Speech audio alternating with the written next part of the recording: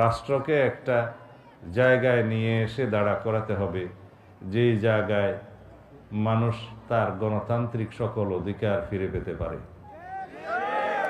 রাষ্ট্রকে, দেশকে একটা জায়গায় এসে দাঁড় করিয়ে দিতে হবে যেখানে আমাদের সমস্ত প্রতিষ্ঠানগুলো, গণতান্ত্রিক এবং সাংবিধানিক প্রতিষ্ঠানগুলো একটা শক্ত ভিত্তি পাবে।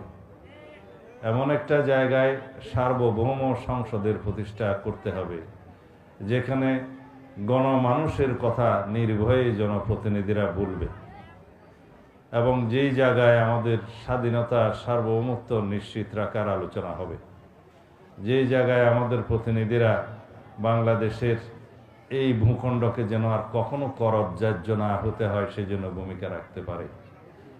যে জন্য আমরা সংগ্রাম করে যাচ্ছি, এখনো আন্দোলন করে যাচ্ছি, এখনো আমরা অবিরাম আন্দোলনের মধ্যে আছি। কেন? আমাদের সন্তানদের জন্য এই ভূমিকে যেন একটা বসবাসযোগ্য ভূমিতে পরিণত করে আমরা যেতে পারি, সেটা আমাদের দায়িত্ব।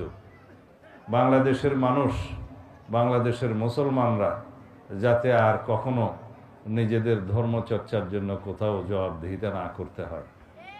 কোনো সময় যেন মসজিদে এসে কেউ ফরমান জারি না করে যে ইমাম সাহেবকে আজকে এই রকম খুতবা দিতে হবে, সেই রকম রাষ্ট্র যেন আমরা আর ভবিষ্যতে না দেখি। যার যার ধর্মচর্চা স্বাধীনভাবে যেন প্রত্যেক ধর্মাবলম্বীরা চর্চা করতে পারে, সেইটাও আমাদের নিশ্চিত করতে হবে। এই বাংলাদেশ সকল ধর্মের মানুষ যারা আছে তাদের সকলের জন্য, এই বাংলাদেশ সকল জাতি গোষ্ঠী মানুষ যারা আছে এই ভূখণ্ডের মধ্যে তাদের সকলের জন্য। এই বাংলাদেশ আমরা ধর্ম বর্ণ নির্বিশেষে সকল মানুষকে নাগরিক হিসেবে আমরা দেখতে চাই। সাংবিধানিকভাবে আমরা যেন সবাই বাংলাদেশের নাগরিক হই, সিটিজেন হই, যেন এখানে কেউ সংখ্যাগুরু সংখ্যালঘু না হই, সেদিকে আমাদের দৃষ্টি রাখতে হবে।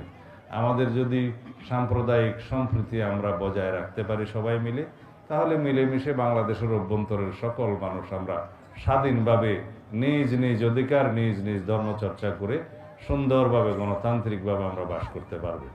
সেরকম একটা পরিবেশ নিশ্চিত করার জন্য আজকে আমরা সারাক্ষণ প্রচেষ্টা চালিয়ে যাচ্ছি।